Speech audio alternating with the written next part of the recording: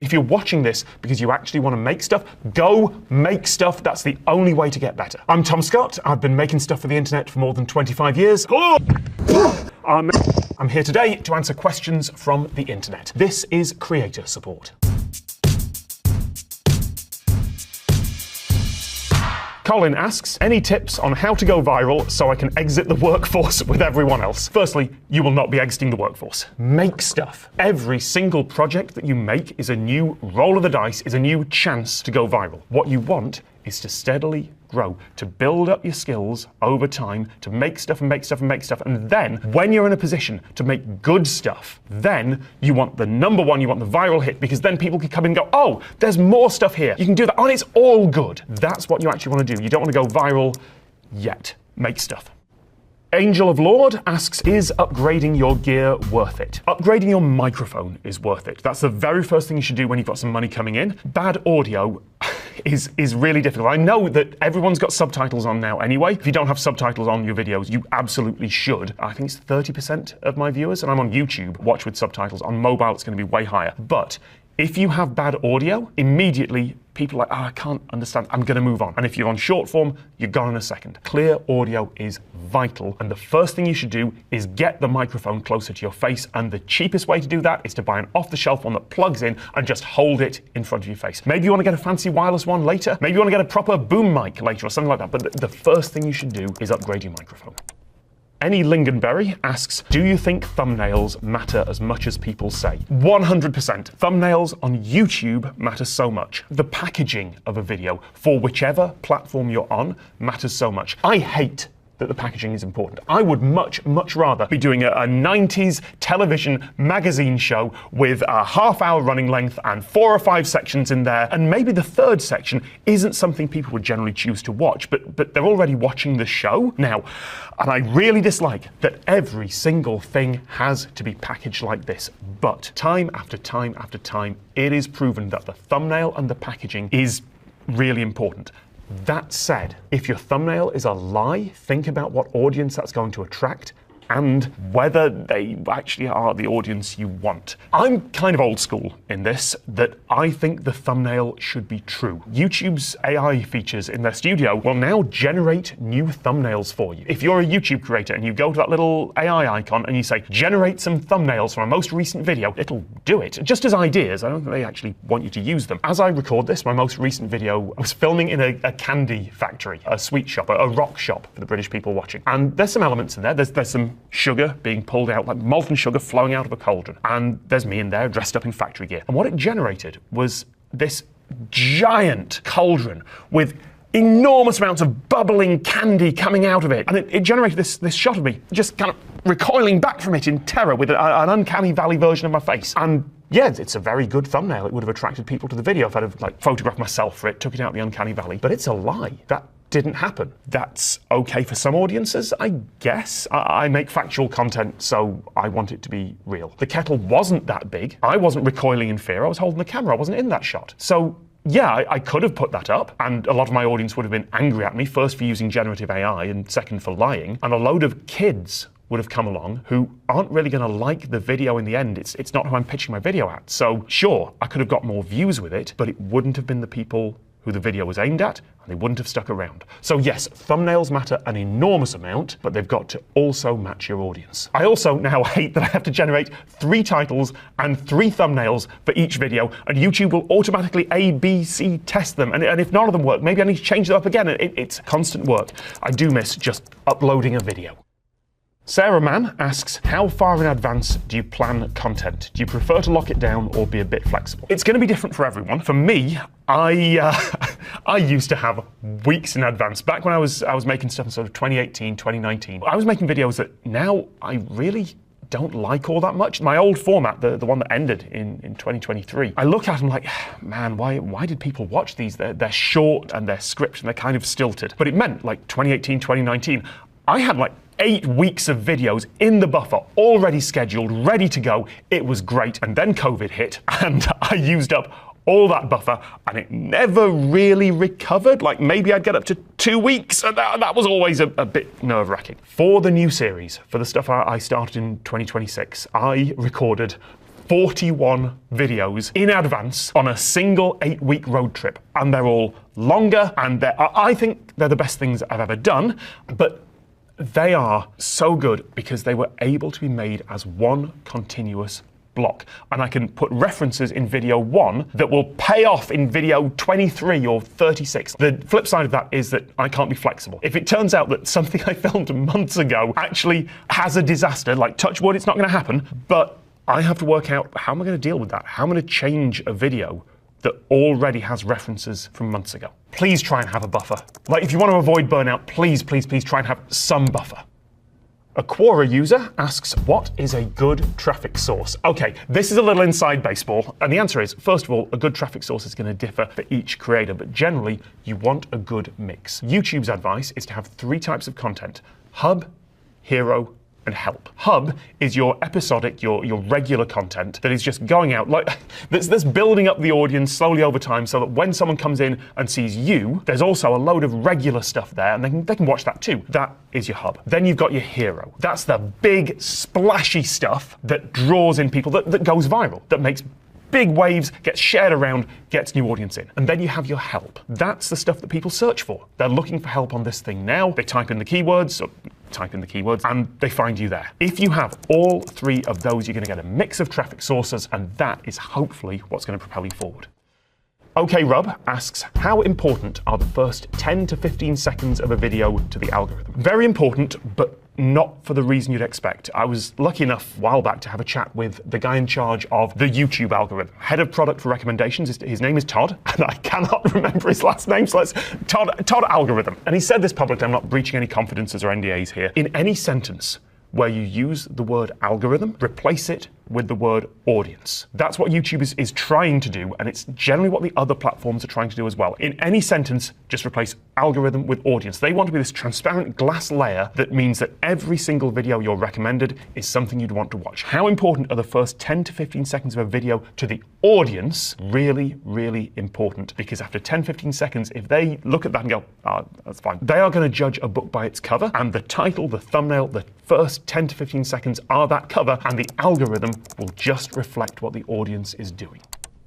Ecstatic asks, what is a realistic amount of time to wait to know whether a video is going to take off or not? Depends on the platform. If it's for YouTube, you'll know pretty quickly. It's unusual for something to go slow for a while and then suddenly take off. If it's not taking off, you repackage it. You change the title, the thumbnail, you try again, you keep going.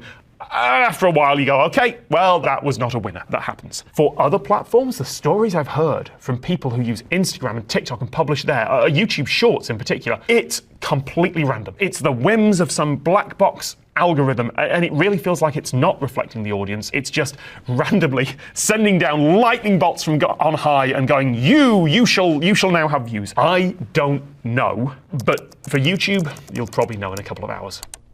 Pokey asks, should my YouTube videos have an intro, or is it just a waste of time? Depends on the intro. The best ever introductions were the ones from Top Gear. You know, tonight, so-so does this. So, if you're just setting up expectations, great, do it. Because one of the most powerful editing techniques, and you can see people do this if you know what you're looking for, is never conclude a question until the next one is set up. So at the start of the show, your intro, you set up expectation A and B. You resolve B, but before you do that, you set up C. Before you resolve C, you set up D. And then at the end, you resolve D and A. That is a really powerful technique if you're subtle about it. You can see so many YouTube videos that really go, oh, but you won't believe what happened when we did that. Like, be subtle. Be subtle. On the other hand, if your introduction is 10 seconds of 3D animation with dubstep over it and your channel name, drop it. You are not Prestige Television, and even Prestige Television has a skip intro button for a reason. A Reddit user asks, is clickbait in your title and thumbnail worth it? I would direct you to Veritasium's excellent video on this, where he describes it not as clickbait, but as curiosity bait. If you are lying in the title and thumbnail, absolutely not. It'll get you the views for a little while. They'll realize that you are a liar and they won't come back. But part of the game, part of getting your stuff out to the world is packaging it in the way that the medium requires. Back when DVRs and TiVo came along in the, I think, late 90s, that feels about right, the titles of shows got shorter and simpler. You ended up with things like storage wars and ancient aliens, in part, those titles, those short titles, rather than the more abstract titles that came before, because they needed to fit in the slot on a DVR guide. They needed to fit when you're clicking through on your television, on your channels, to just see 2 words, because that's all the room you've got. This is exactly the same thing. You have to package your content to fit the medium. Just don't lie about it. Then Advice asks, is it true that the more content you put out, the better for audience growth and retention? The more good content you put out, the better. If you're just sending out stuff and you don't care about it and no one cares about it, the audience isn't going to care about it either. What you want is something summed up by the word ikigai, concept from Japanese, which is what you love, what you are good at, what the world needs, and what you can be paid for. The stuff that took off for me had all those 4 things. The format that I finally found, it was something that I was interested in and that I really did enjoy doing. It was something I'd like to think I was good at, that I could do. It was something that the world was interested in and watch, and it was something I could get paid for. Like, how many people are lucky enough to have all those 4 things? If you can find that, when you find that, put out as much of it as you can. If you're not interested in what you're putting out, if you're just doing it to tick a box, then I think the audience will notice. A Quora user asks, I want to change my YouTube niche without losing my old audience. How can I do it? You can't. That's the bad news. Even for me, like the new stuff that I'm making that is a continuation of my old content, but longer, slightly different format, like viewing numbers are down a bit. Intellectually, rationally, I am fine with that, because I know from the statistics, people are watching for much longer.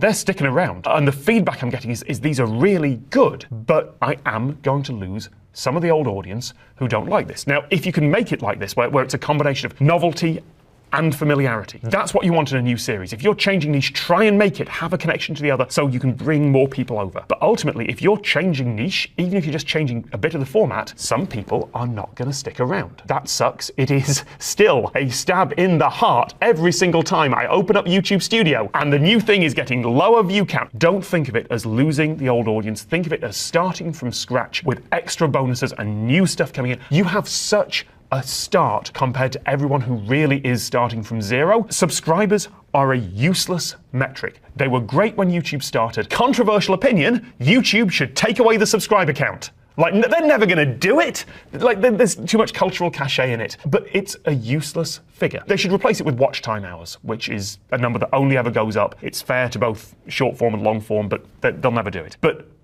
subscribers is meaningless because it just means someone clicked a button at one time and now they're not interested anymore. Like, don't worry about those numbers. If you are starting in a completely new niche, maybe start a new channel.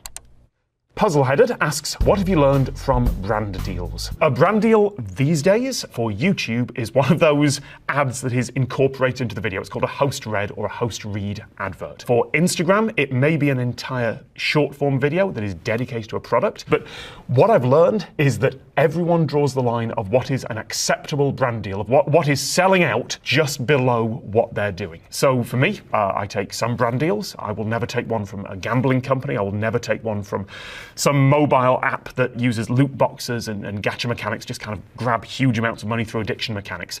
I won't do that. I don't think those are acceptable, but there are loads of folks who do, and they will all go, oh yeah, sure, I take those, but I don't take whatever the next thing down is. And equally, there are people who are going to be looking down on me because they are very proud to never take or have to take those brand deals. The reason why everyone takes them is the money, obviously. But a brand deal on YouTube will get you, as a rule of thumb, as a very vague guideline, about 10 times what you would get from just the YouTube ad revenue that comes in. And I certainly couldn't resist that. And these days it is so accepted that when an up-and-coming creator gets their first brand deal, you will see comments that are like, oh my God, congratulations, you got a sponsor, like get the bag.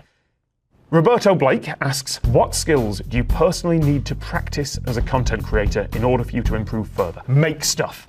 Just make stuff. It's as simple as every skill, every single thing is improved by actually making things. There are so many people who spend so much time just worrying about every detail, worrying, oh, I can't make this now because this isn't right. Just make stuff, and every other skill will follow from there.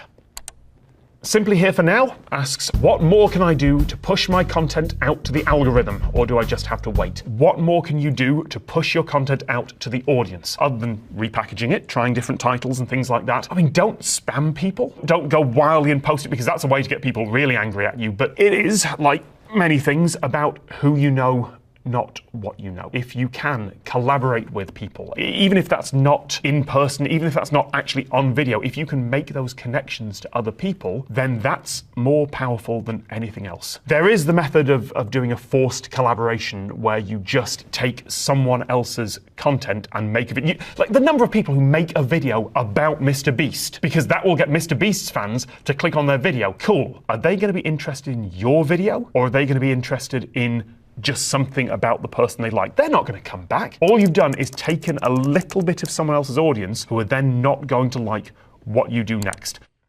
A Quora user asks, how do you find your niche online? You try as many as possible, and you see what you like and you enjoy, and you see what the audience responds to. But that question feels like it comes from someone who wants to be an influencer, a creator, a YouTuber, a TikToker, and isn't sure why or what they want to do to get there. Like yeah, absolutely. I want to have 1 million subscribers. Cool. What about? It feels like someone who's like, yeah, I want to be a rock star. Okay, great. Which instrument? What genre of music? Like, if you don't have that passion for it, are you going to stick around and do that? So try a lot of niches, try a lot of different things, try a lot of different instruments, and see which one works for you. Beneficial List asks, how do you deal with burnout when your heart is tired but you don't want to give up?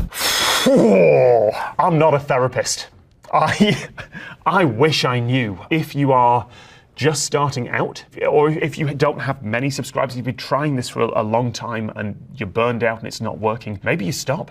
Maybe you do try something else. If it is your job, and you have this schedule, and that's something I'll talk about later, like if you have this schedule that you have to hit for a certain amount of time, you suck it up and you do it because it's your job, and you figure out a way to make it more sustainable as you go. I will note that this is from a subreddit that is not advice for YouTube, it's advice for Fansly, which is an adult platform. I know folks who make content for platforms like that, and burnout is so difficult there because it is, by necessity, intimate.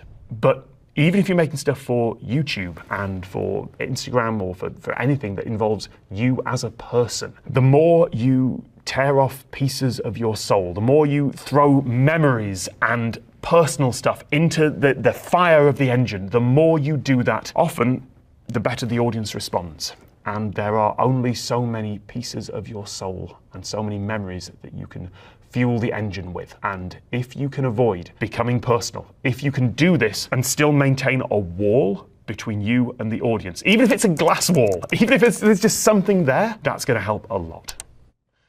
Dr. Mothman asks, how do I be a creator without being a people pleaser? Bad news, you have to be. Sorry, I met someone the other day who kind of plays the heel online, like lovely in person, but is kind of abrasive and aggressive with a personality, like actively seems to dislike the audience. But the audience like that, and he plays this character like a wrestling heel. He's just the bad guy. But that's still pleasing the audience. Now, how close you bring the audience is a choice. I've always said I want viewers, not fans. I don't want people to be attached to me. I want people to be attached to the things I'm making and to come back and enjoy that. So you can put a bit of a wall in there, but ultimately part of the job is pleasing the audience, and there's no way around that. Lonely Lupine asks, are attention spans shortening, or have short attention spans been hidden before? I think we are getting used to taking in more data and more information faster. I'm now at the point where I'm watching most stuff that isn't like comedy or drama or something like that at 2 times speed. If it's scripted, I'm up to 3 times speed. If it's scripted and they talk slow, I might even get up to 4 times speed if it's just someone reading a monologue. And that is the speed at which I take in information. Because if you're reading and you're a fast reader, you can take in information that fast. I think that people are taking in more information now because there is so much of it, and we are adapting to do that. Is that a bad thing? Ask us in 100 years. Ask the descendants of this year's social scientists and neurologists. They'll be able to tell you, but I couldn't tell you now. Noel asks, how has your content evolved since you first started, and what lessons have you learned along the way? I first started throwing stuff at the internet technically in the 20th century. I think, in that I was writing HTML for a GeoCities page. So the answer is I just kept throwing ideas out there until one worked. And then once it did, that kept evolving. It's evolved beyond all recognition. I generally hate anything I've done in the past. There are only maybe a dozen videos from my 10-year series that I'm really proud of and would say, oh yeah, I'd do that. There's so many I'm like, oh, I could have done that better. Yes, do I need to see a therapist about that? Absolutely. A Quora user asks, how do you know what content your audience likes? They'll tell you. They will tell you so much in comments, in messages on whatever platform you're on, in emails if you're old school like me. You will get so many messages, but whether you pay attention to them is up to you. Because yes, the audience likes one thing, but maybe that's not what you want to do anymore. I've always made the analogy to being in a band. The audience would like 4 albums which are really identical to the one album they really like of yours, but are also new and novel and exciting at the same time. You have to manage those expectations and accept that sometimes the audience is only going to sort of like what you put out, and maybe that's okay. Maybe that gets rid of a few of the people who like the stuff you used to be doing in the past and brings in some people who are doing the stuff you want to do in the future.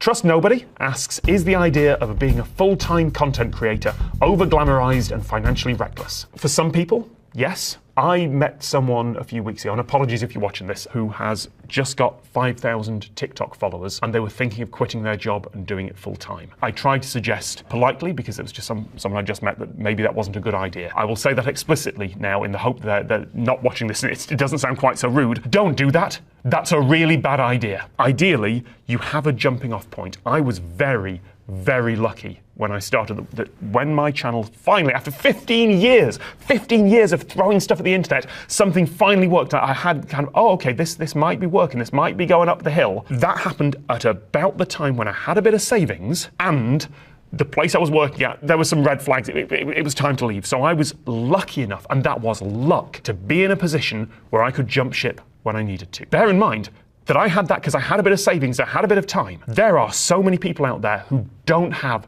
that luck, or they're holding down 3 jobs and they have 2 kids. If you have spare time, you are in such a better position. If you have spare time and spare money, congratulations, you've already won the jackpot. It is financially reckless to jump out of a job that you need because there might be something coming in future. That is massively unfair, but unfortunately, capitalism. Bella Nilly asks, how much time do you spend now on content creation? Too much. Everyone's answer to that is too much. Never have a hobby that turns into a job. Find a job you love and you'll spend your entire life doing it. It's infuriating. I'm still working full time on this because I can do, because I'm passionate about it and I want to make it work. If you can get work-life balance, please do. Tell me how to do it.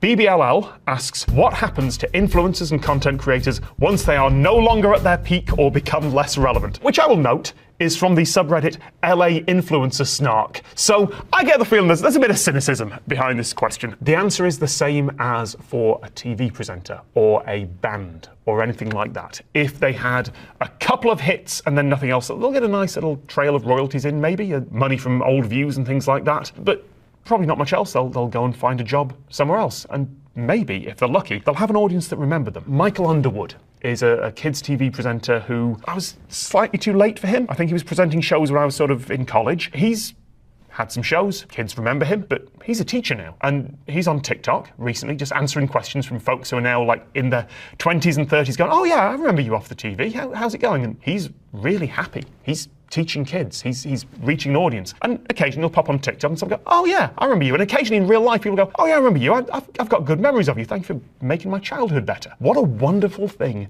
to have. Again, starting from zero, don't frame it as a loss. You have this gift, this bonus, you have this chapter in your life that was wonderful and you still hopefully have good memories of and get good things from. Pop culture is ephemeral. Relevancy is ephemeral. There is always a peak and there is always a come down after, and the come down sucks. But what a joy to be able to say, I did that, and there are still some good ripple effects that come from it. That is all the questions for today. Hope you learned something. Please go watch my videos as well. That's why I'm here.